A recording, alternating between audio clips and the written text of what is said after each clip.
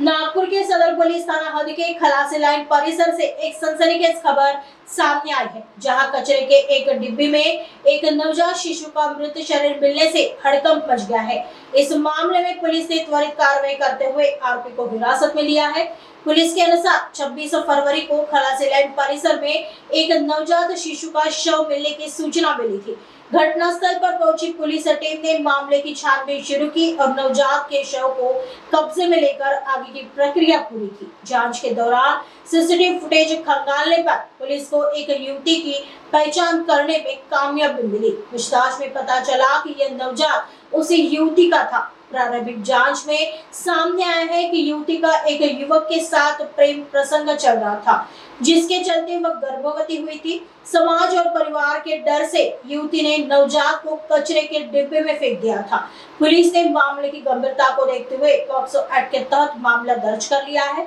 Police ने बताया कि युवती नाबालिग है, लेकिन शारीरिक संबंध बनाए गए थे। आरोपी युवक जिसने युवती को शादी का झांसा दिया था, पुलिस ने आरोपी को हिरासत में ले लिया है और उससे पूछताछ की जा रही है। जांच में यह भी सामने आया है कि युवक ने युवती को बालिग होने पर शादी का वादा किया था। फिलहाल सदर पुलिस मामले की गहनता से जांच कर रही है।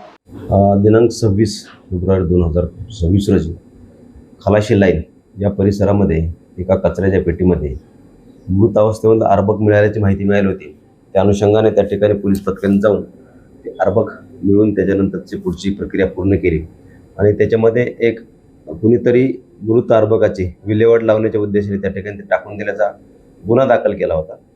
गुन्ह्याचा तपास करत असताना परिसरातील सीसीटीव्ही फुटेज पाहिल्यानंतर त्यामध्ये एक महिलेला आम्ही त्याच्यामध्ये आयडेंटिफाय केलं आणि त्या महिलेचा आम्हाला शोध घेण्यामध्ये यश आलं। तर चौकशीमध्ये असं निष्पन्न झालं की ते अर्भक त्या महिलेचं होतं आणि एक तिच्या प्रेम प्रकरणातून त्या अर्भकाचा जन्म झाला होता, परंतु ती गोष्ट तिला तिच्या घरच्यांपासून आणि समाजापासून नकोशी असल्याने तिने ते अर्भक कचऱ्याच्या पेटीमध्ये टाकून ते विल्हेवाट लावण्याचा प्रयत्न केला होता। त्यानंतर मृत मुलीला ज्या मुलगी आहे तिला आम्ही दवाखान्यात ॲडमिट केलं। त्याच्यानंतर पूर्ण तपासणीत असं लक्षात आलं की तिचं वय सध्या 18.5 आहे, परंतु ते जे गर्भ होता तो 8 महिन्याचा होता। याच्यावरून तिच्यावरती ती मायनर असताना अशा प्रकारचा शारीरिक संबंध झाले होते असं निष्पन्न आलं। त्याच्यामुळे आम्ही पोक्सो अंतर्गत गुन्हा दाखल केला आहे आणि त्याच्यामध्ये तिचा जो प्रियकर आहे किंवा ज्यांनी तिच्यावर शारीरिक संबंध ठेवले त्याला या गुन्ह्यामध्ये तपास करून ताब्यात घेतलेला आहे। म्हणजे याच्यामध्ये मुलगी तर मायनर आहे, परंतु प्रेम प्रकरण सुरू होतं आणि त्याच्यामध्ये जे काही शारीरिक संबंध आले त्याच्यामध्ये मुलांनी मुलीला लग्न करण्याचं आमिष दाखवलं होतं। ते मेजर झाल्यानंतर आणि त्याच्यामधून शारीरिक संबंध आले होते त्यांचे असं तपासात दिसून येत आहे।